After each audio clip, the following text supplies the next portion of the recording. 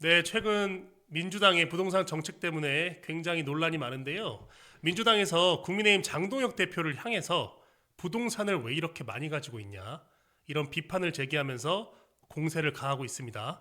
내용을 살펴보면 장동혁 대표 같은 경우에는 서울 구로구에 아파트 한 채, 또 충남 보령에 주택 하나, 이렇게 등등 해서 총 6채의 부동산이 있는데요. 핵심은 이겁니다.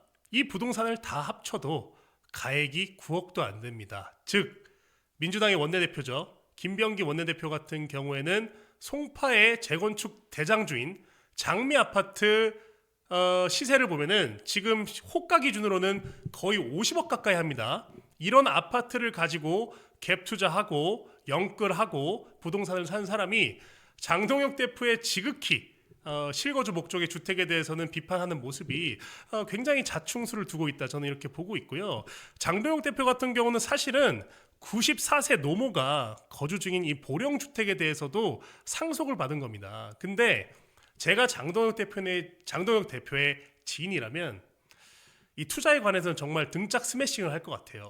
어떻게 이렇게 돈이 안 되는 곳만 골라서 부동산 구입을 한 것인지, 장동혁 대표야말로 너무 순진하게 부동산 구입을 하게 된 것 같습니다. 예를 들면 민주당의 김병기 원내대표뿐만 아니라 이상경 국토부 차관, 지금 이제 부동산 팔기 싫어서 국토부 차관직을 사의를 표명했죠.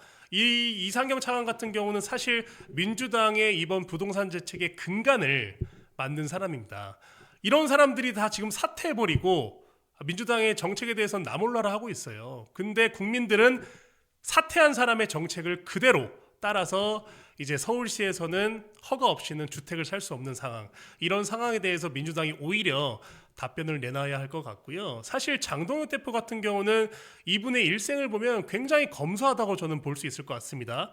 가지고 있는 주택들이 다 어떻게 이렇게 정말 어떻게 보면 이 지방에 사시는 분들한테는 조금 외람된 얘기지만 경남 진주, 경기도 안양, 심지어 이번 그 10.15 부동산 대책의 토호제 구역에도 포함되지 않은 구역들인데, 이런 구역에 한해서만 이렇게 집들을 산 것인지, 어떻게 보면 장동혁 대표 같은 사람들이 정말로 인간적인 이런 부동산 구입 패턴을 제가 보고 있는 것 같고요. 민주당이 자꾸 계속해서 이 장동혁 대표에 대해서 공격을 하면 할수록 민병기 원내대표나 이혁원 금융위원장, 또 김용범 정책실장, 이런 사람들의 투기에 대해서 부각될 뿐이다, 이렇게 얘기를 하겠습니다. 끝으로 장동혁 대표가 지금 이 부동산 특위위원장을 국민의힘에서 맡고 있는데요. 장동혁 대표의 이런 부동산 정책에 대한 어떤 열정, 그리고 열의가 저는 국민들한테 꼭 닿았으면 좋겠고, 민주당 같은 경우 지금 계속 똥볼을 차고 있잖아요.